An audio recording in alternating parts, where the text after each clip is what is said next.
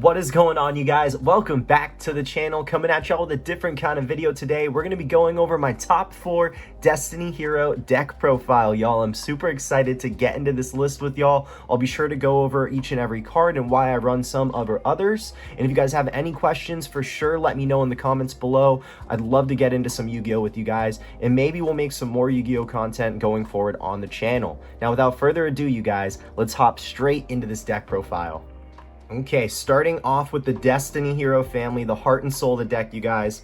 We play 1 copy of Destiny Hero Plasma. Absolutely have to. One-sided skill drain. Enough said about this guy. Now, already coming off with something maybe a little bit different, we play 1 Destiny Hero Dogma. Now, I know probably nobody runs Dogma in the deck, but Dogma is my all-time favorite Destiny Hero from my favorite archetype ever, so I had to make some space for him. If you do happen to summon this guy, which is, of course, very rare, you can cut life points in half for time, and we do play End Dragoon in this build, y'all, so you have to run him. Now, of course, we do play 2 copies. Mali, best extender ever. We play the 1 Dynatag for time, of course, and we play Dystopia, works fantastic. 1 Celeste, this guy could be subbed out for a multitude of other D heroes. You could play Decider. You could play pretty much anything you would like in this spot. It is a flex position, but I love playing Celeste for the draw 2 power. It's just very, very strong. And we play, of course, the 1 Denier, the 3rd Mali, so broken. Once per duel, you can bring him back. So insane, you guys. And of course, we have to play the 1 Dark Angel. Negates all spells, super strong. If this card happens to get outed, the deck has so many different ways to play around it. It's insane. And of course, you guys, this is the Destiny Hero family. We play 8D heroes, and I believe this is the right number for the build. Moving on to the E heroes, you guys. Keep it simple. We play 2 copies of Stratos. I know a lot of people do like manning him at 3. Manning him at 3 would not be bad at all. I like keeping him at 2. You have so much searchability in this deck, it's ridiculous. I think 2 is the right number. And of course, we want to keep the identity of the deck a Destiny Hero build.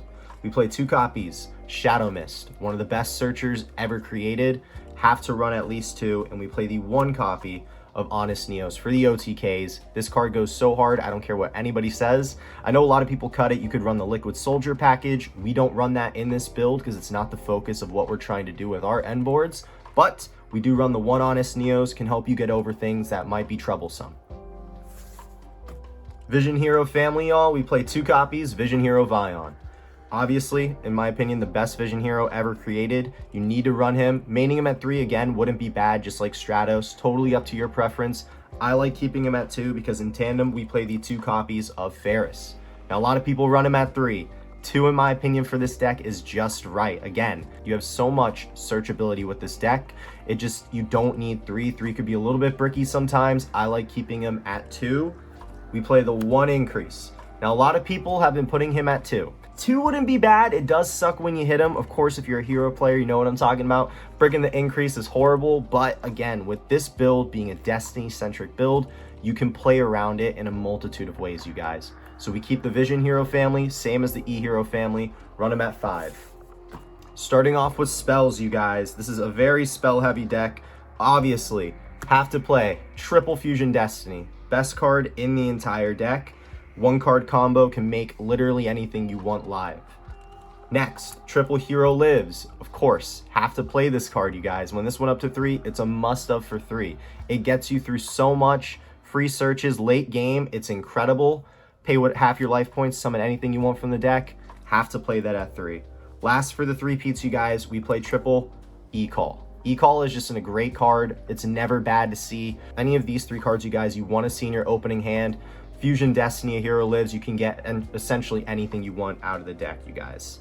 Now, we still play 2 copies of Polymerization. I know a lot of people play Poly at 1. I think that's so wrong. And at least for this deck, because we don't play Miracle Fusion, we don't play Sunrise or Liquid Soldier, you need the late game Poly. It comes up so much.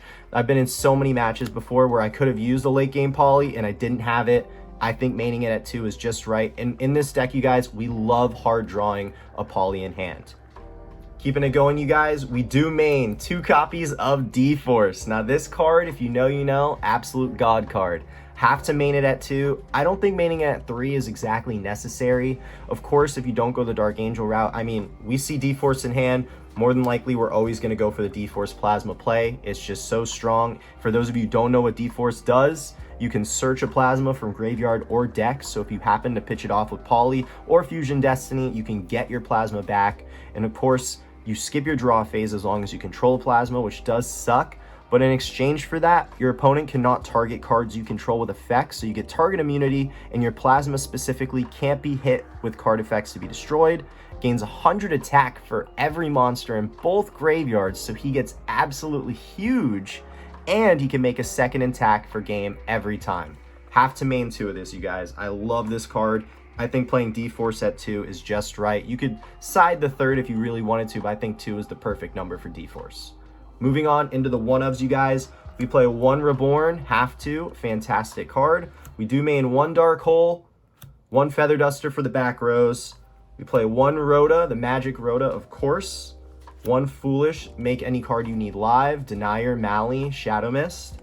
We play 1 Destiny Draw because we play 8 D Heroes, fantastic card for consistency purposes. And of course, 1 Mass Change. Now, I cut Mass Change down to 1 just because the masked heroes, while great, this format aren't exactly the best in the world. And again, you guys, they're not the point and the focal point of the deck of what we're trying to do. We really run this deck through the Destiny family, and the heart of the deck is especially in the extra deck with the heroes that we run, all of the Destiny heroes that make up our end boards and get us to game. So 1 is great, especially for the dodges. If you need to whip out Anki for time and win, which I actually did do in my first match of the tournament, have to rip it out, of course. Blast for the dodges, and Dark Law is Dark Law. Rounding off the main deck, you guys, we play a 40 card main deck. We play 2 copies. D-Tactics. Now, this card is so busted, man. I love this card. You don't have to main it at 3. I think 3 is just too much. Could be bricky. 2, I think, is right because we love seeing D-Tactics. If it happens to get hit, you get a free search, so it's never that bad. Of course, you guys, we play so many extenders and searchers in the deck that the consistency is through the roof, and you can afford to play 2 copies of D-Tactics. Now, for people who don't know, D-Tactics, during the standby phase, all your heroes go plus 400 in attack, which can bump your Dystopia, which is great, even if the card leaves the field. On top of that, if a level 8 D hero or End Dragoon is summoned, you get to banish 1 from the field, hand, or graveyard. It's unreal. You can recycle this guy so much with DPE and End Dragoon. It's so fantastic, especially going first. If you go the Dark Angel play, then of course you can bounce your Wonder Driver or something else you have on the field with your DPE, bring them back your opponent's standby in turn 2, and rip 1 from the hand. Love D-Tactics so much. Grossly underrated card. I know a lot of people definitely don't play this, but this card put in so much work for me, especially when I got fortunate to win die roll. And that is going to do it for the main deck. Like I said, you guys, 40 card main deck. We're going to jump straight into the extra deck. Now, we got right here the boy, the 1 Destiny End Dragoon, my all-time favorite card, you guys. Ever since I was a kid, I have to play him along with Dogma. He's not that bad. I know nobody would ever main this guy, but he's not that bad. 3k is always strong, once per turn pop and burn for time, which is fantastic. And whenever you Fusion Destiny, you guys, nobody sees End Dragoon coming, and he can actually steal games for you. And of course, his second ability, his best ability by far, if he's in the graveyard on standby, banish a D hero, he comes back, which, like I said, works great with D-Tactics on the field. We play 1 Dominance. Dominance is an absolute MVP. A lot of people don't ever expect you to go the Dominance route because Fusion Destiny has become just synonymous with DPE. But Dominance, you go for 3. Look at your opponent's main deck, top 5 cards, especially going turn 1, and reorder them so you get that knowledge and can play around any hand traps if you happen to see them. I always end up making Dominance just to get that knowledge. And of course, Dominance, you guys already know this if you're a D hero player, he's a route to Plasma every single time. Now, the heart and soul of the deck, you guys, 2 DPE, the greatest hero ever created. I don't care what anybody says. DPE is just so broken, and you can make him at will with this deck. At will, so you have to run 2. If the first one gets outed, you'll always have the second coming back. We play 1 copy, Dystopia for time. We always make this guy, especially going first. DPE, Dystopia with pop from Dynatag in combination with Dark Angel is a strong board. Love making that. You can make that at will. And of course, the 1 Destiny hero, Dangerous. Now, nobody plays this guy, but he is so underrated with the quick effect to discard and pitch a D hero. He can bump up all your heroes, again working great with Dystopia to make his second effect live as a quick effect to pop a monster or card during any player's turn. He can also work great to unbrick hands. If you happen to draw a Dynatag and a Mali, you can use him to unbrick your hand. That's also why we play the 2 polys, you guys. These 6 cards make up the heart and soul of the deck and really get all the work done that you need. This is the Destiny Hero family from the extra deck. Moving forward, you guys, Masked Heroes, of course, the 1 Anki for time. Dark Law because he's Dark Law. Blast for the dodges. Have to play those 3 in that order, y'all. Vision Heroes, we play Adoration. This is absolutely a flex spot. You could move him for pretty much anything you wanted.